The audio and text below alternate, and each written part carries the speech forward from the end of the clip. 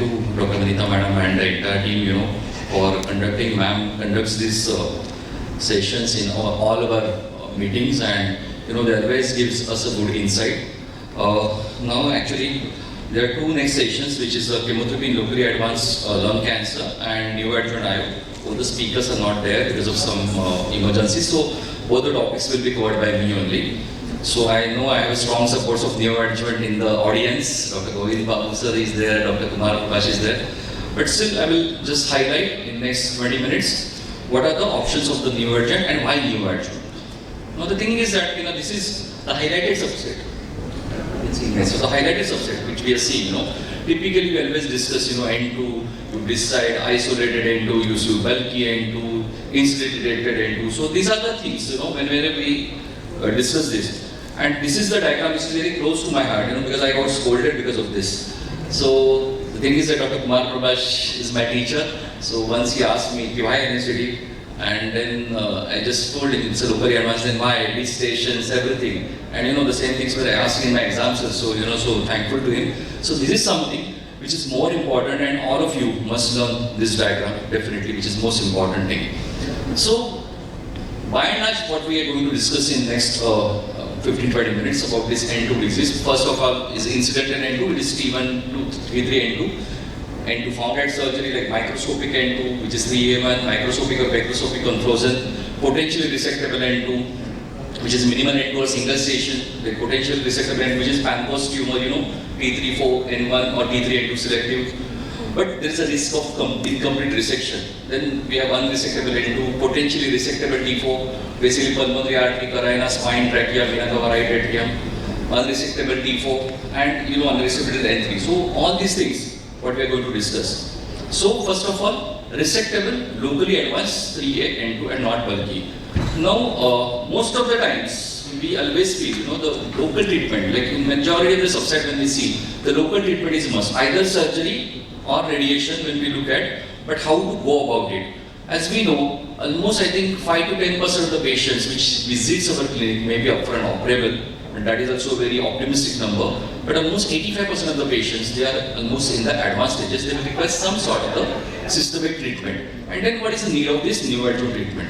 As I said, the local treatment we used to think that the local treatment is one of the most important thing, and if you offer a local treatment, definitely there is a chance of cure. And these are the certain trials which are done in the last century. This is a trial by Perez in 1980, which is almost 300 odd patients were 300, 400 patients were there.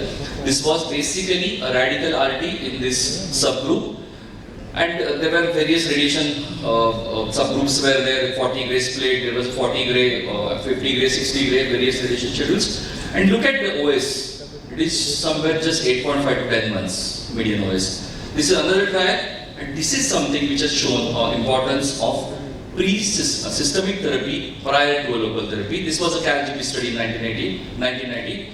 Radiotherapy versus chemo plus radiotherapy, and look at this OS now. It's a 14 months versus 10 months, and the first time we are seeing a 2-year, 3-year and a 5-year survival. But by and large, what we are seeing till maybe 10 years back, OS 5 years, maybe a single digit. But now the era has changed. And this is another study which was done in 1994. It is a randomized trial comparing pre-operative chemotherapy plus surgery alone in patient with NSCLC. Only thing, that time the backbone of the chemotherapy was different. It was basically ifosfamide, platinum and mitomycin based therapy that time. So we also seen yesterday that neoadjuvant therapy, alkylators usually are more detrimental rather than the platinum. And even in this study, you can see the difference in the separation. The chemotherapy versus surgery arm, you can see that 25 versus 12. Even same for the overall survival. So what it means that adding a pre-operative chemotherapy definitely add benefit in the survival. So this is a randomized trial comparing peri-operative chemotherapy and surgery with the surgery alone in the resectable stage 2, and estimated median survival of 64 months in the chemotherapy arm versus with 11 months for the patient who had surgery alone with a significant p-value of 0.008. And the estimated 2-year and 3-year survival rates were 60% and 56% for the peri-operative chemotherapy patients versus 25 and 15% with those at surgery alone. So this highlights importance of the pre-operative chemotherapy. This is another study, this is systemic review and meta-analysis, and again we can see this is analysis almost of 15 randomized controlled trials. We showed significant benefit of pre-operative chemotherapy on survival hazard ratio of 0.87, and there is a 13% relative risk reduction in the relative risk of death. There is no evidence of a difference between the trials. So the finding represents an absolute survival improvement of 5% at 5 years, which was for 40 to 45%. So what is the takeaway message? Pre-operative chemotherapy is must.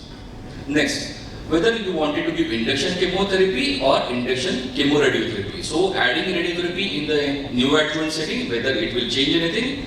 So this is a study. There is an induction chemoradiation in stage 2A and 2 NSCLC. It's a phase 3 randomized controlled trial. So this was a multi-center trial across Europe. It was in 23 centers in Switzerland, Germany and Serbia.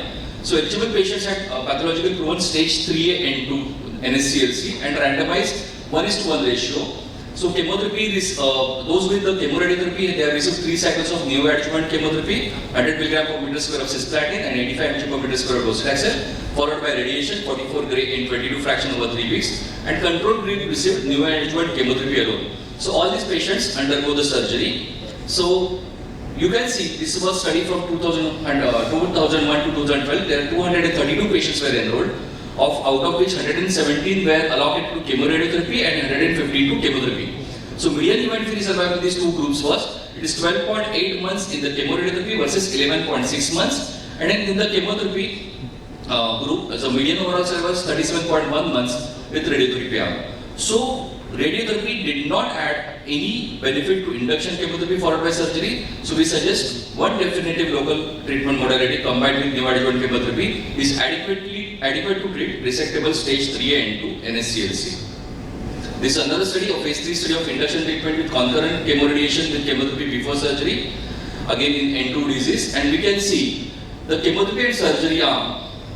Basically the downstaging was done in 21% versus the chemoradiotherapy, it was 40%. The PFS and OS in the chemotherapy and surgery arm was 9.7 and 29.9 months, while those in chemotherapy, radiation and surgery was 12.4 and 39.6 months with hazard ratio of 0.77.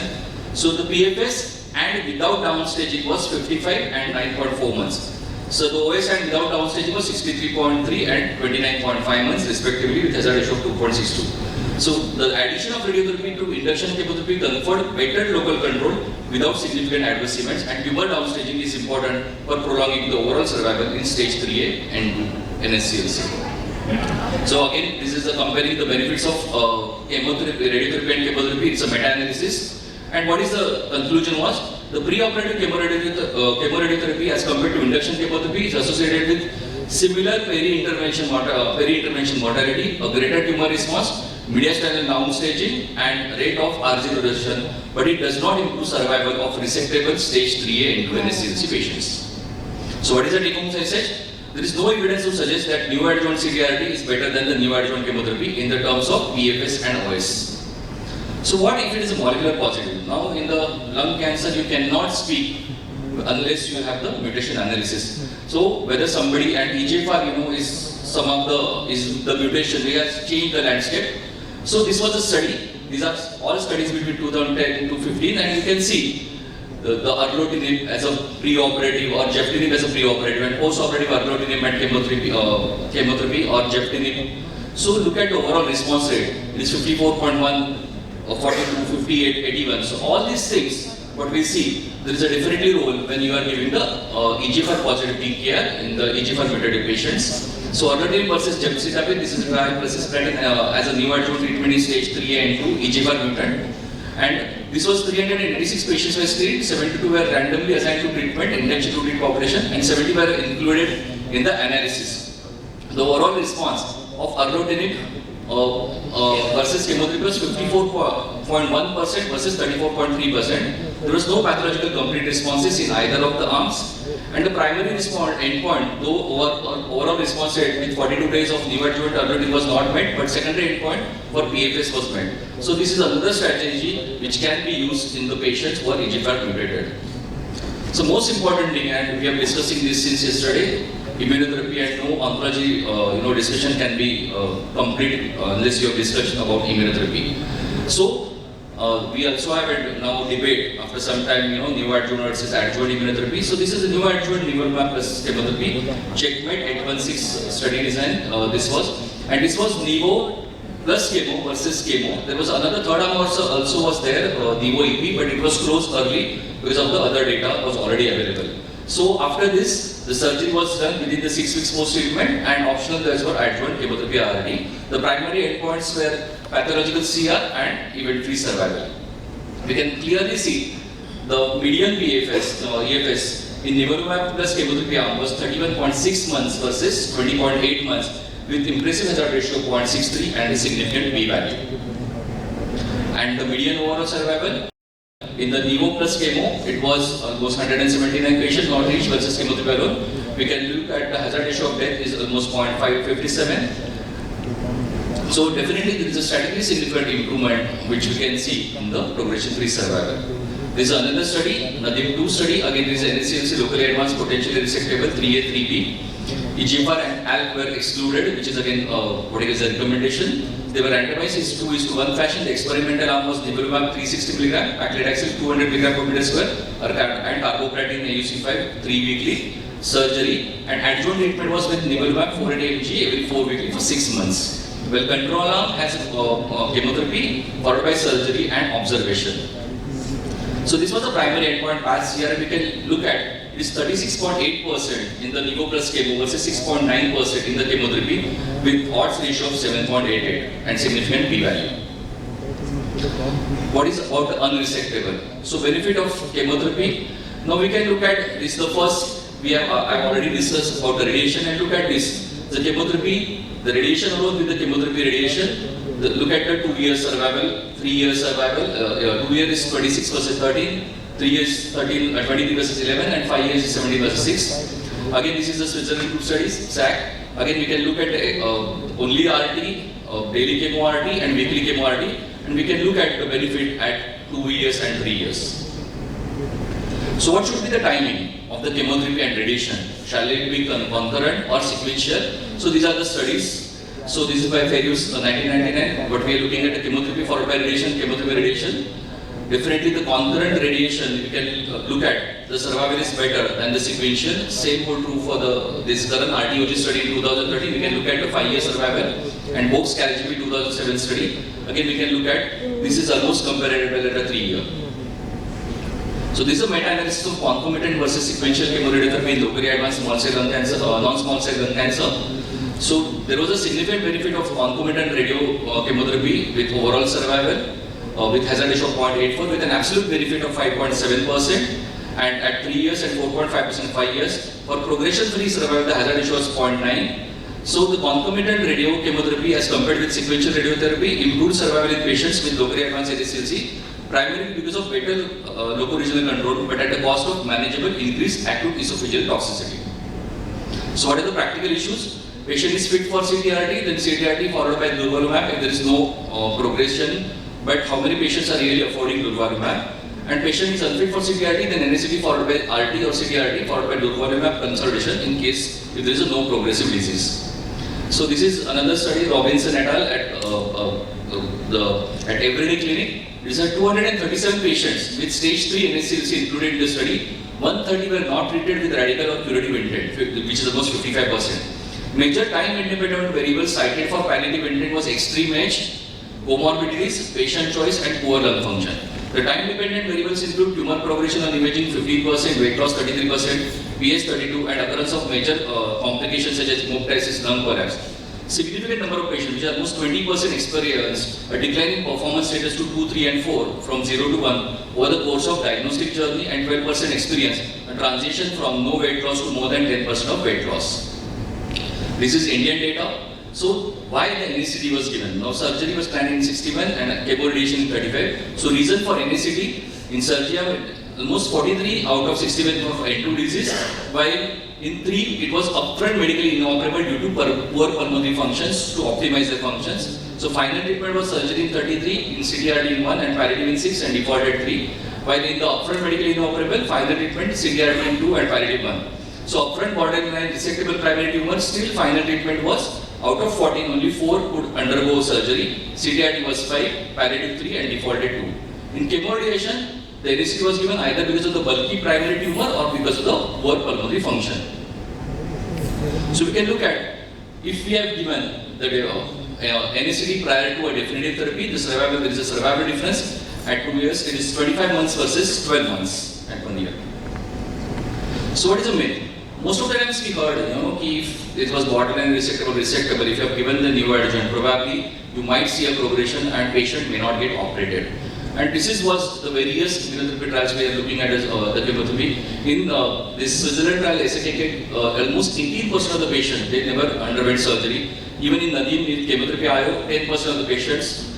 In Checkmate 816, 17% of the patients, and even the chemotherapy, 25% of the patients couldn't undergo surgery. But what was the reason? Here, only 9% of the patient had a progression, while in Nadim, 0% of the patient had progression. In 816 chemotherapy plus I only 6.9% had a progression, while in chemotherapy only 9.5%. But even if I look at the other trials, this is a NASH trial, almost this was a 3 arms where there was upfront surgery, chemotherapy followed by surgery, and surgery followed by the adjuvant chemo. So there is no difference. Even those were allocated to surgery, almost 212 patients were allocated to surgery, only 189 were resected, while in the adjuvant, those 211 patients were allotted, only 190 were resected. So this is the myth. So whether patient only progresses during the neoadjuvant? No, even they can progress in the adjuvant, and we can look at this durvalumab trial, where 20% of the disease progression they happened in the first 3 months of the durvalumab treatment.